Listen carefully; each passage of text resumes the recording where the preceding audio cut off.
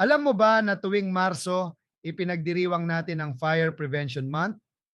Sa panahong ito, tumataas ang bilang ng sunog sa bansa dahil sa mainit at tuyong panahon. Ngayong buwan, mahalaga ang pagiging handa para maiwasan ang sunog at malaman ang dapat gawin kung ikaw ay masunog. Karaniwang sanhi ng sunog sa bahay ang sira o overloaded na mga kable, mataas na konsumo ng kuryente dahil sa init, naiwang kandila at tagas ng LPG.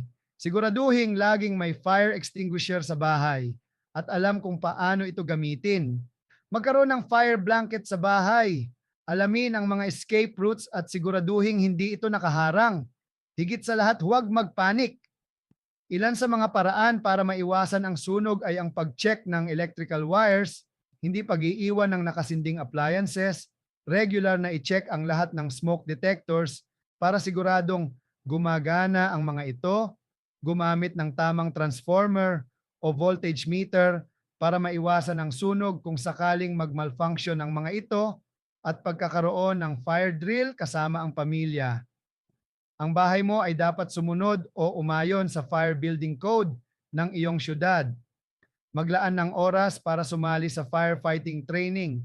Prevention is better than cure. Kung ikaw ay masunog, tandaan ang 3-step first aid. Una, ilagay sa malamig na tubig ang paso ng 10 to 15 minuto. Pangalawa, takpan ito ng malinis na tela. Pangatlo, huwag lagyan ng toothpaste o mantika dahil maaaring lumala ang sugat. Kailan ba dapat maglagay ng burn ointment? Para sa minor burns, first degree o maliit na second degree burn. Kapag lumamig na ang paso matapos banlawan ng malamig na tubig sa loob ng 10 hanggang 15 minuto. Kung wala ng open wound o paltos na pumutok, gumamit lamang ng doctor-approved burn ointment tulad ng aloe vera gel o antibiotic ointment.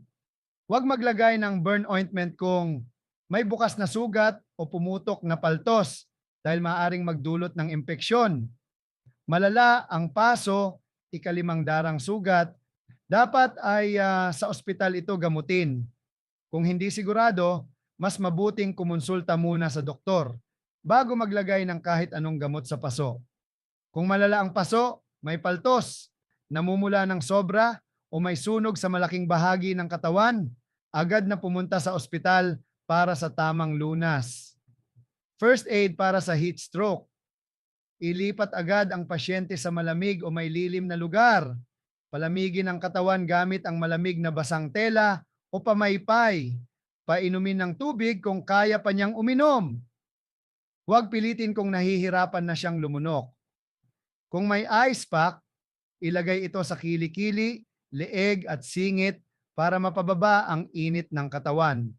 Kung hindi pa rin bumubuti ang lagay ng pasyente, tumawag agad sa emergency hotline 123 o dalhin siya sa pinakamalapit na ospital.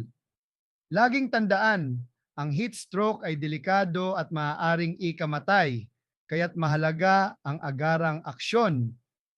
Ngayong Fire Prevention Month, maging handa, mag-ingat at alamin ang mga dapat gawin sakaling magkaroon ng sunog. Ang pagiging handa ay maaaring magligtas ng buhay. Huwag kalimutang i-share ang video na ito para makatulong sa iba. Maging responsable at alerto upang maiwasan ang sunog.